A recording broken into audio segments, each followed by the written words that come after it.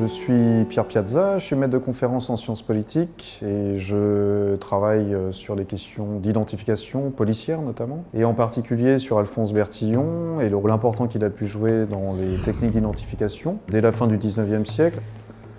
Alors on est ici dans un endroit assez intéressant, on est au service régional de l'identité judiciaire de la préfecture de police de Paris, où on a quelques objets très intéressants qui permettent de bien comprendre le rôle qu'a pu jouer Alphonse Bertillon dans la rationalisation des techniques policières d'identification.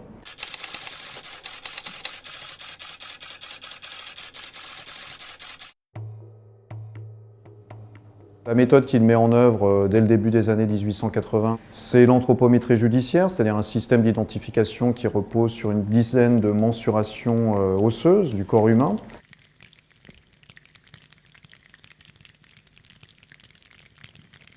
Donc pour ce faire, il développe ce type d'objets, vous voyez, des compas glissières, des systèmes pour mesurer les personnes, que ce soit la taille, que ce soit l'envergure des bras, que ce soit la taille de la coudée, etc., avec l'idée que chacun a des mensurations particulières qui permettent de l'individualiser. Ensuite, son dispositif il va être complété par d'autres trouvailles, on peut dire ça comme ça, d'autres inventions. Notamment, on a ici des appareils photographiques.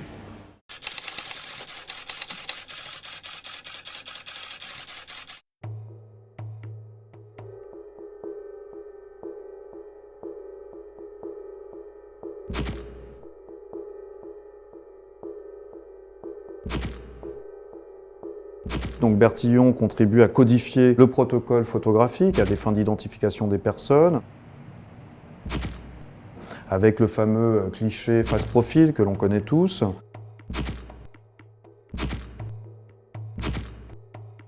Et puis une normalisation de l'usage de la photographie, c'est-à-dire des photographies prises selon les mêmes conditions d'éclairage, dans les mêmes conditions de format, etc.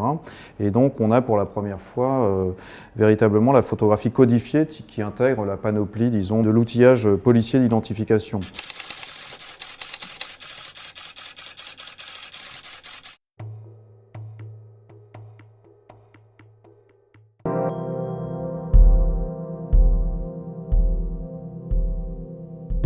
Le troisième pilier du bertillonnage, c'est bien évidemment le relevé des marques particulières sur les corps, que ce soit des tatouages, les stigmates, les grains de beauté, etc. Donc une description très méthodique de l'emplacement de ces stigmates qui permettent aussi d'identifier chacun. Au cours des années 1880, à l'occasion de l'application des formalités anthropométriques sur les prévenus du dépôt, Bertillon est amené à s'intéresser tout particulièrement aux stigmates de la main des ouvriers. Déformations, usures, durillons, cloques, etc. Il entreprend de les répertorier afin de pouvoir les analyser méthodiquement. À l'occasion de l'exposition universelle organisée à Paris entre mai et octobre 1889, il expose son travail réalisé en la matière sous les yeux de millions de visiteurs. Il confectionne alors un volumineux album de 72 pages intitulé « Signes caractéristiques des principales professions manuelles ». Dans cet album, sont collés sur du papier cartonné épais plus de 200 clichés représentant les principaux stigmates de la main des ouvriers exerçant dans la capitale, qui sont occasionnés par la répétition de gestes spécifiques à leur métier.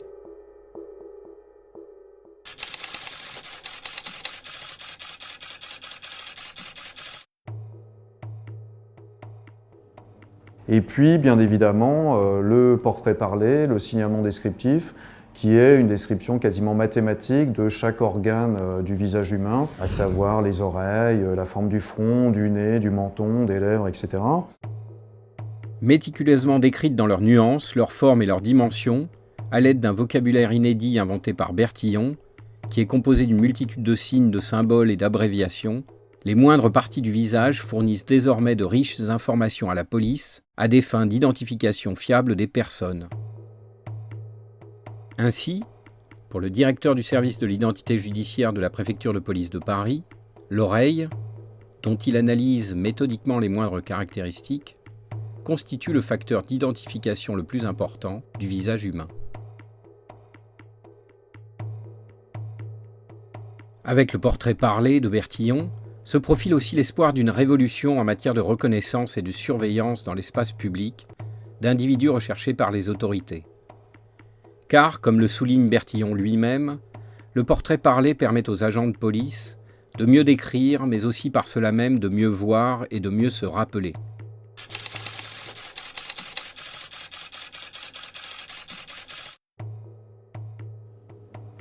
Donc on a aussi avec Bertillon quelque chose de très important, c'est la mobilisation de techniques innovantes au service de la police. Donc bien évidemment les instruments de mensuration, bien évidemment la fiche parisienne qui est une fiche policière normalisée d'une quinzaine de centimètres sur 15 centimètres, avec une façon nouvelle d'agencer les données sur ces fiches, que ce soit des données numériques, photographiques, verbales, etc. On a aussi, bien évidemment, les instruments photographiques, inventés par Bertillon, non seulement pour produire des images normalisées, mais aussi des photographies sur les scènes de crime, donc la photographie métrique, la photographie dit appareil plongeur pour prendre un cadavre sans toucher au corps. On a le fameux dynamomètre d'effraction, qui est une machine inventée par Bertillon pour mesurer la force qu'il a fallu exercer pour fracturer une porte ou une fenêtre. On a tout un tas d'inventions en matière de galvanoplastie pour constituer des moulages de traces sur les scènes de crime. Alphonse Bertillon est à l'origine de la fabrication d'appareils photographiques qui, dans le domaine de l'analyse graphologique, permettent de produire de nombreux documents découpés, agrandis, collés, agencés, à des fins de comparaison et qui sont destinés à faciliter en la matière les expertises policières. Bertillon développe également un appareil de laboratoire pour la photographie descriptive des objets isolés sous 3 points de vue coordonnés, vue de face, vue latérale et vue d'en haut, qui s'avère utile dans les enquêtes menées par les forces de l'ordre pour procéder à l'agrandissement de certains indices retrouvés sur des lieux où des délits ou des crimes ont été commis. Bertillon contribue encore à l'élaboration d'appareils photographiques spécialement dédiés à la production de clichés relatifs aux empreintes digitales.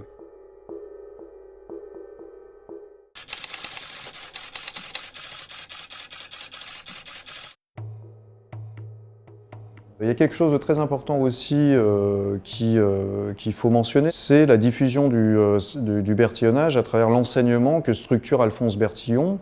Alors l'enseignement, il le structure à travers des publications scientifiques, à travers des ouvrages, mais aussi, bien évidemment, à la fin du XIXe siècle, un cours anthropométrique qui est réservé aux policiers, aux gendarmes et aux magistrats, qu'ils soient français ou étrangers. Et donc on a tout un corpus de savoir qui se constitue et qui est diffusé au sein de la préfecture de police, où viennent se former tout un tas d'agents, de fonctionnaires, policiers de la justice du monde entier.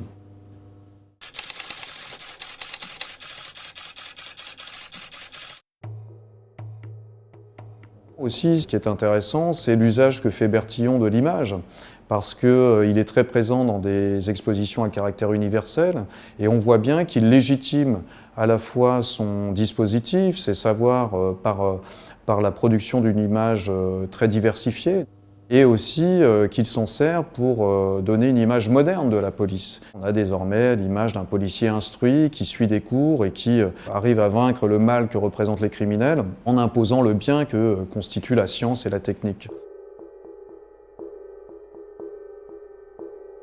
Cette utilisation qu'on peut qualifier de stratégique de l'image, on la retrouve aussi à travers la presse, puisque les services que gère Alphonse Bertillon diffusent une très large iconographie dans la presse à grand tirage.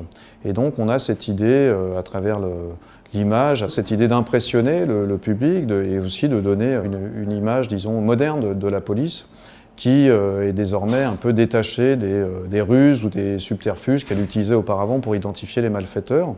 Dorénavant, c'est la science, c'est la technique qui prédomine. Et donc en la matière, Bertillon joue un rôle très très important.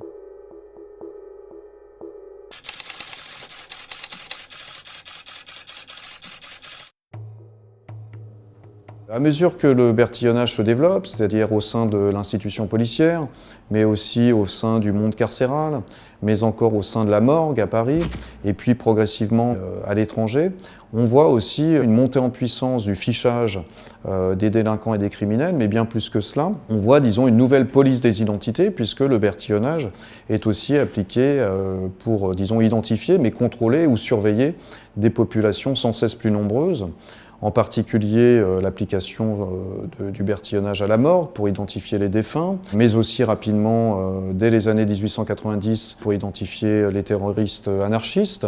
Et Bertillon jouera aussi, au début du XXe siècle, un rôle très important dans l'identification de certains membres de la bande à Bono. On a aussi le bertillonnage qui est appliqué dans les colonies, à des fins de contrôle social des populations colonisées, que ce soit en Algérie, en Indochine, en Tunisie, etc. Et puis l'application du bertillonnage sur les papiers d'identité à des fins, disons, de discrimination, de ségrégation d'une population comme la population tzigane, puisqu'à partir de 1912 est imposé à cette population le port d'un carnet anthropométrique des nomades. Donc on voit bien la filiation ici directe avec ce que fait Bertillon. Donc on a un élargissement des populations qui sont contrôlées, identifiées par le bertillonnage.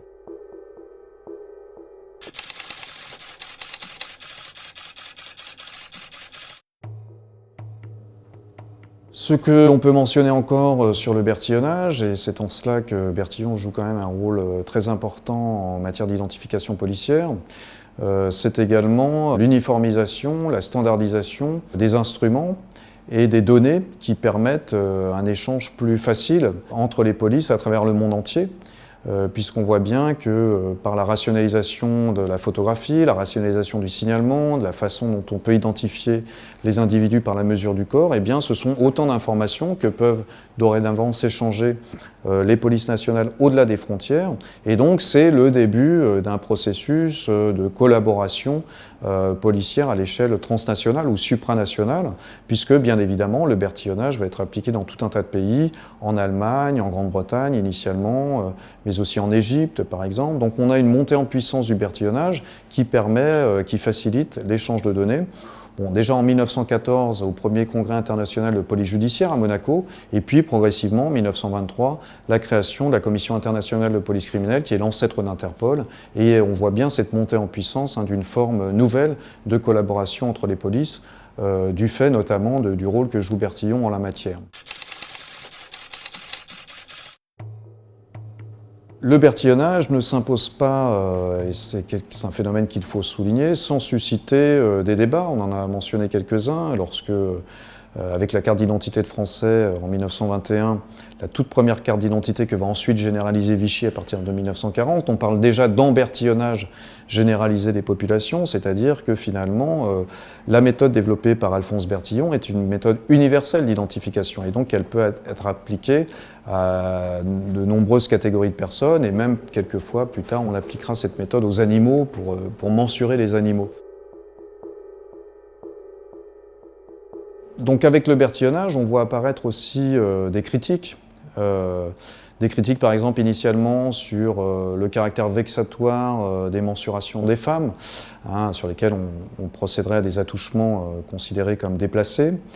On a aussi, bien sûr, ce qui est dénoncé rapidement, c'est la volonté de fichage de Bertillon appliquée à des populations de plus en plus larges et de plus en plus diverses, donc disons un peu le fantasme d'une identification totale des populations et des dérives qui peuvent s'en suivre.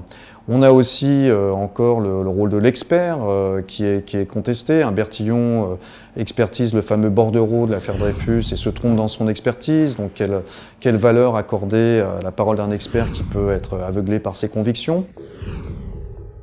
On a aussi des problématiques très nouvelles. Jusqu'où peut aller la police dans l'identification des personnes et où se situe l'équilibre entre les impératifs de sécurité auxquels renvoie le fichage et puis la nécessité de préserver en démocratie la vie privée et certains droits, certaines libertés considérées comme fondamentales.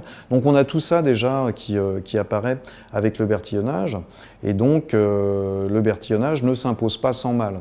Alors bien évidemment, ce qui va remettre en cause, disons d'un point de vue technique, le bertillonnage, bien plus que ses critiques, c'est la diffusion de plus en plus massive de la dactyloscopie fin du 19e siècle, début du 20e siècle, avec l'invention de tout un tas de classements dactyloscopiques, alors non seulement par Galton, Vucetich, Potscher dans des pays différents, des systèmes de classement des données policières à partir des empreintes digitales.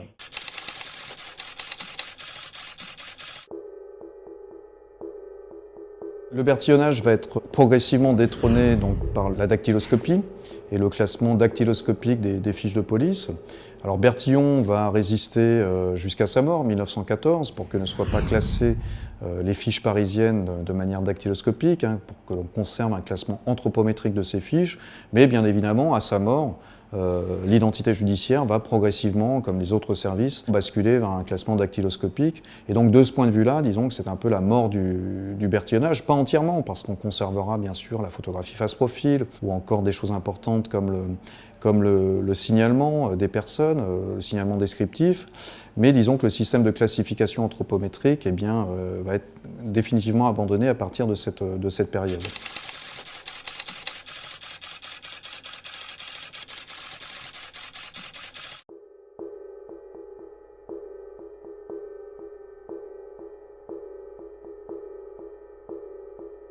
Donc le bertillonnage renvoie à des enjeux qui sont extrêmement diversifiés, extrêmement riches. Et la chance qu'on a d'être ici au service de l'identité judiciaire, entouré de ces objets historiques. On a par exemple là le décret de création qui date de 1893 du service de l'identité judiciaire, les appareils photographiques, on a tout un tas d'objets historiques assez importants qui permettent de faire le lien entre ce qu'a créé initialement Bertillon et puis son héritage, c'est-à-dire les techniques, les méthodes qui sont toujours utilisées à l'heure actuelle, pour certaines d'entre elles, dans le cadre de ce service. Alors ces nouveaux savoirs, ces nouvelles méthodes, ces nouveaux outils, ces nouvelles procédures d'identification qui font le dispositif qu'on appelle bertillonnage, ont été initialement testés au dépôt de la préfecture de police de Paris, c'est-à-dire juste à côté d'ici, à 50 mètres. Et puis progressivement, Bertillon va les mettre en œuvre dans des services qu'il va lui-même diriger. Tout d'abord 1882, un bureau d'identité, puis un service d'identification à partir de 1888 qui regroupe à la fois l'anthropométrie et la photographie. Et puis 1893, le premier service d'identité judiciaire au monde, dans lequel on trouve à la fois la photographie, l'anthropométrie et les sommiers judiciaires qui sont les antécédents judiciaires regroupés en un même lieu.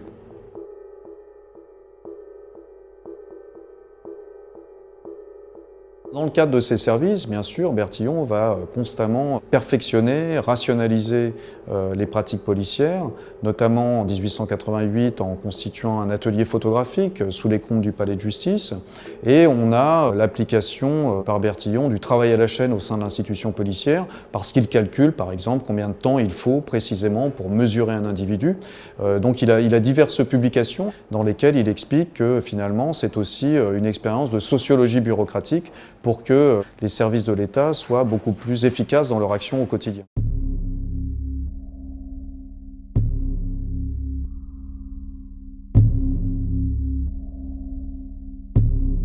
Donc, dans le cadre de ces services qu'il rationalise, qu'il perfectionne, il définit un parcours des personnes à identifier. Ce parcours doit être réalisé selon un protocole qui est strictement défini, codifié, pour savoir combien de temps on doit faire pour mensurer les personnes, combien de temps on doit mettre pour les photographier, combien de temps on doit mettre pour constituer la fiche qui va être ensuite classée rationnellement dans les fichiers. Et donc on a une organisation méthodique, quasiment du taylorisme au sein de la police, avec finalement du travail à la chaîne pour identifier de manière rigoureuse et rationnelle le maximum de personnes en une journée. Dans une de ses publications intitulée « L'anthropométrie judiciaire à Paris en 1889 », datant de 1890, Alphonse Bertillon précise « Vers 9 heures, commence l'examen de tous les hommes arrêtés pour délit de droit commun. L'opération exécutée à deux, c'est-à-dire avec l'aide d'un secrétaire, réclame 3 minutes environ pour le relevé des mensurations proprement dites, plus 3 à 5 minutes pour celui des marques particulières, soit 7 à 8 minutes pour la formalité entière. Autrement dit, une équipe bien dressée mesure toujours plus de 6 sujets par heure, et il faut un ensemble de circonstances favorables pour qu'elle atteigne un rendement de 10. Tout cela s'accompagne de locaux qui sont sans cesse plus vastes, sans cesse mieux organisés, avec une section rapidement dactylotechnie pour l'analyse des empreintes digitales, une section pour l'analyse des écritures, une section pour l'analyse de la galvanoplastie, des traces, etc. Et donc on a aussi des spécialités comme ça que constitue Bertillon pour s'ériger en expert dans des domaines de plus en plus nombreux.